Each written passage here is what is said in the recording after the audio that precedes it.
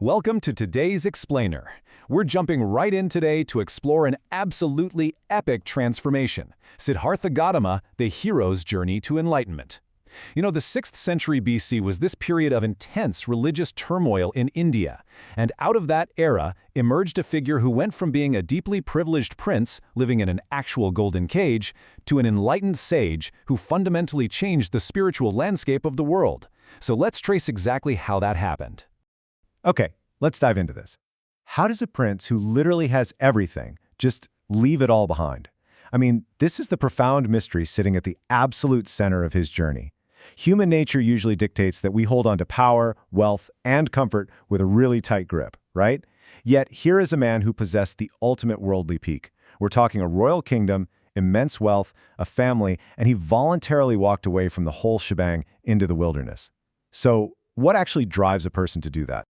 To understand that choice, we really need to meet our historical subject first. Before he was the Buddha, the enlightened one, he was born Siddhartha. He was born into the Kshatriya class, which was the warrior and ruling elite, to the ruler of the Sakya tribe in what is present-day Nepal. So he was a royal heir, completely entrenched in a society structured around incredibly strict caste hierarchies. This was a man destined to inherit a kingdom, but as we'll see, he was ultimately destined to change the world. Let's lay out the foundational timeline of his early life just to set the stage. Siddhartha was born in 566 BC at Lumbini. Interestingly enough, his mother, Queen Mahamaya, passed away just 7 days after his birth, so he was actually raised by his aunt. Fast forward to age 16, he marries Princess Yasodhara, and they have a son named Rahula.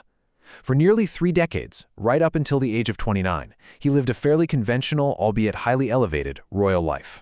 But you see, the historical texts don't treat his birth as just some ordinary event. They seamlessly blend these profound mythic elements into his biography. According to the foundational texts, his arrival was a miraculous descent.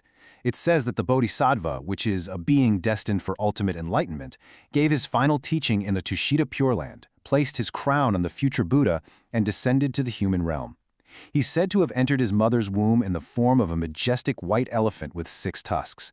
It's a vivid way of signifying that his journey to earth was spiritually supreme from the very start. Growing up, Siddhartha's reality was a literal golden cage. He didn't just passively exist either. He mastered the arts and excelled in rigorous kingly sports, really proving his worth as a prince.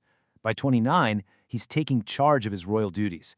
He led a life of immense physical pleasure, surrounded by luxury, and kept a harem in his father's kingdom. But most importantly, he was shielded entirely behind towering walls from all the grit, pain, and suffering of the ordinary world. But an illusion, no matter how beautiful, just cannot last forever.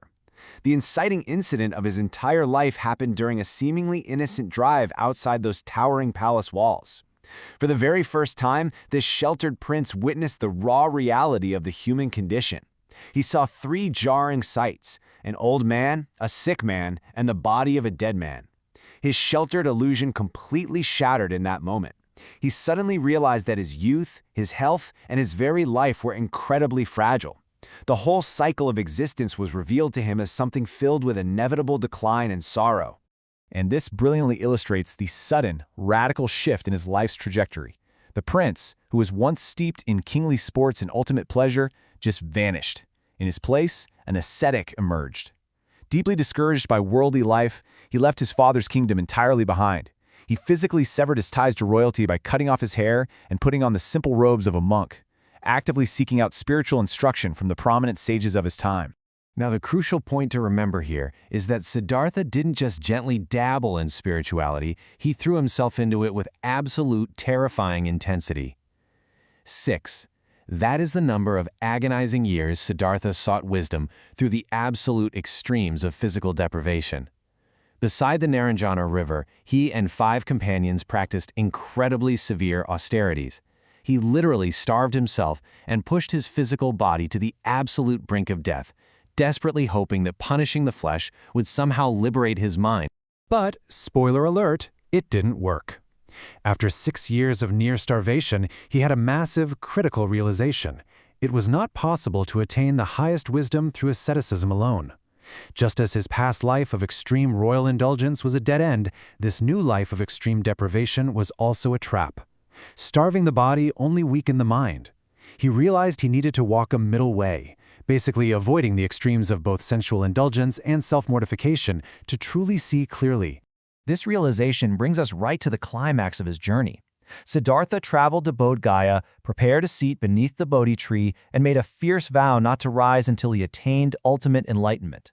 But he was immediately challenged by Mara, a demon representing worldly illusion, temptation, and arguably Siddhartha's own internal doubts and desires. Mara sent terrifying, wrathful hosts and sensual illusions to try and break him. Yet Siddhartha sat there in single-pointed concentration. He didn't even flinch. He calmly reached out, touched the earth to bear witness to his lifetimes of merit, and Mara's hosts just fled in defeat. Sitting there in that solitude, the texts detailed the specific mystical stages of that night. During the second watch of the night, Siddhartha's mind opened, and he saw his countless past lives, the endless churning around of rebirths known as cyclic existence. Then the real breakthrough occurred. During the third watch, he attained full enlightenment, perfectly comprehending the true nature of reality. By the 15th day of the 4th month, he was fully, entirely awakened. And the age at which this monumental shift finally happened? 35. The confused, sheltered prince was gone. The starved, desperate ascetic was gone. At exactly 35 years old, he completed his transition and was officially the Buddha, the enlightened one, the awakened one. Let's move on and see how this builds, because he didn't just stay quietly sitting under that tree. The aftermath of his awakening was a lifelong mission of teaching. He journeyed to Varanasi to turn the wheel of the doctrine. And his very first disciples? They were the 5 ascetics who had previously abandoned him. He ordained them and taught the foundational framework of his realization, the 4 Noble Truths. He taught them that life contains suffering, that attachment causes this suffering, that suffering can end, and he laid out an 8-fold path to achieve that liberation. His incredibly long journey eventually reached a peaceful conclusion. During his 80th year, the Buddha explained to his devoted disciple Ananda that he had reached the end of his days. Traveling to Kushinagar, he lay down, gave his final precepts, and passed into parinirvana, which is described as a state going completely beyond the opposites of samsara and nirvana, beyond the cycle of rebirth and suffering. His mortal relics within divided and placed in stupas to serve as lasting points of inspiration for generations to come. So, we've walked through the timeline together, from the golden cage of a royal palace to the profound stillness under the Bodhi tree. But you know, the story of the Buddha isn't just ancient history, it's a blueprint for understanding the human mind. He left everything behind because he saw that worldly attachments ultimately just bring suffering. So I want to leave you with this final thought. What worldly illusions are holding you back from your own awakening? What are the golden cages in your own life? Take a moment to really think about that. Thanks for joining me on this explainer, and I'll catch you in the next one.